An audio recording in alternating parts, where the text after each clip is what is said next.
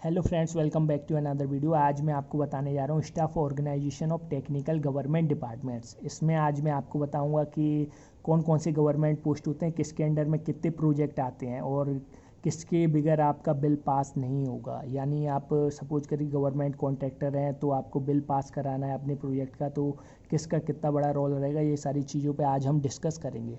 तो देखिए, देखने से पहले सब्सक्राइब करें मेरा चैनल जिसका नाम है civil engineer field work experts. Upcoming हमारे 500 टू 600 वीडियो आने वाले हैं। मैं नहीं चाहता आप एक भी वीडियो मिस करें, इसके लिए आप सब्सक्राइब करें और बेल आइकन को प्रेस करें। इससे क्या होगा, आपके पास नोटिफिकेशन आएंगे, आप सबसे पहले हमारा वीडियो देख सकते हैं। तो देखिए, सबसे पहले बात करते हैं कौन कौन सा आपका गवर्नमेंट पोस्ट होता है। जैसे कि आपका फर्स्ट आता है chief engineer civil engineer, head of department रहता है ये आपका। सेकंड आता है आपका एडिशनल चीफ इंजीनियर, ये जोन लेवल पर रहता है आपका। फिर आता है आपका सुपरिटेंडेंट इंजीनियर एसी जिसे हम बोलते हैं, जिस सर्कल लेवल डिस्ट्रिक्ट लेवल पर रहता है। फिर आता है आपका ई एग्जीक्यूटिव इंजीनियर, ये आपका डिवीज़न लेवल पर रहता है। असिस्टेंट इंजीनियर ये आपका सब डिवीज़न लेवल पर रहता है। फिर आता है आपका जेई। ठीक है, तो अब देखिए जेई का क्या रोल रहता है, ये आज हम डिस्कस करेंगे। सपोज करिए आपका गवर्नमेंट प्रोजेक्ट पास हो गया है, आपको टेंडर मिल गया है, आपको वर्क ऑर्डर मिल गया है और आपने काम चालू कर दिया, आपने प्लान तक का काम कर लिया। अब आपको बिल की ज़रूरत है, बिल बनाना है आपको। ठीक है, आपने बिल भी बना दिया लेकिन आपने सबमिट कर दिया तो वो फेल हो गया। क्यों फेल हो गया? क्योंकि उस पर जेई के साइन नहीं थे। अब आप बिल सबमिट करेंगे तो उसके साथ में मेजरमेंट शीट या मेजरमेंट बुक सबमिट करते हैं आप बिल के साथ में। तो उसमें क्या रहता है, आपका जेई के साइन होना बहुत ज़रूरी है। साइन होने का मतलब होता है कि जेई ने वेरीफाई किया है एमबी बुक को या मेजरमेंट शीट को।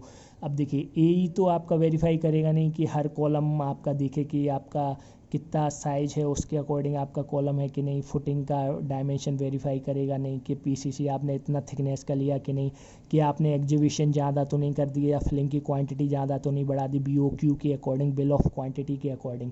तो देखिए, यहाँ से क्रॉस चेक हो जाता है। बिल ऑफ क्वांटिटी में सपोज करिए आपका 50 फुटिंग था, एक फुटिंग का वॉल्यूम 1 क्यूबिक मीटर का था, तो 50 क्यूबिक मीटर आपका फुटिंग का वॉल्यूम आ रहा है कि नहीं आ रहा। तो ये आपका जेई वेरीफाई करेगा। फिर एई वेरीफाई करेगा कि हाँ आपका बीओक्यू के अकॉर्डिंग काम चल रहा है और कोई ज़्यादा मतलब टोलरेंस नहीं आ रहा है।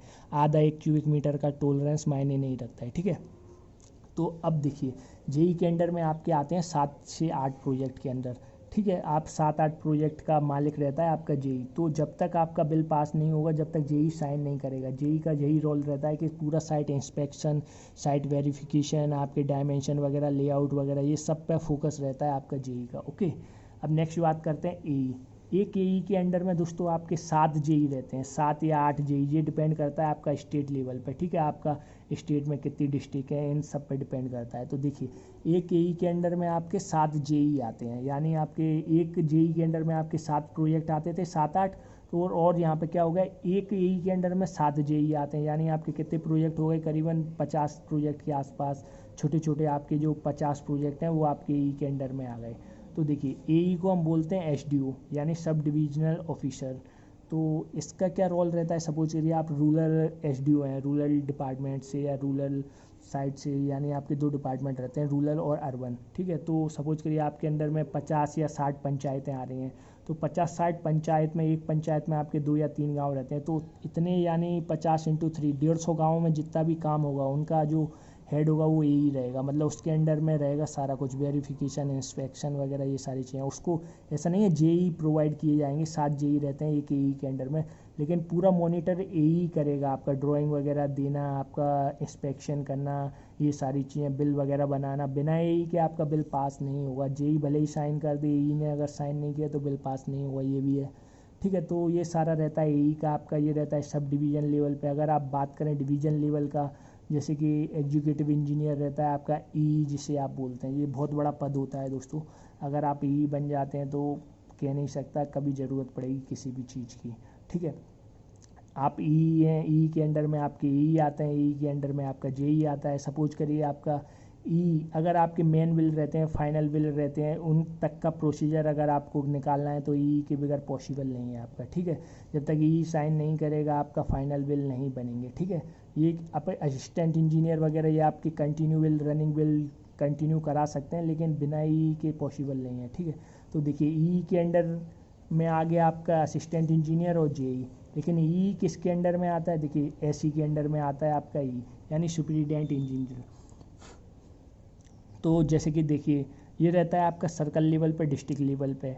अगर बात करें ऐसी किसके अंडर में आता है, एडिशनल चीफ इंजीनियर के अंडर में आता है। ये रहता है आपका जोन लेवल का, additional chief engineer, zone level, circle level, ये आप समझते हैं ना डिस्ट्रिक्ट लेवल।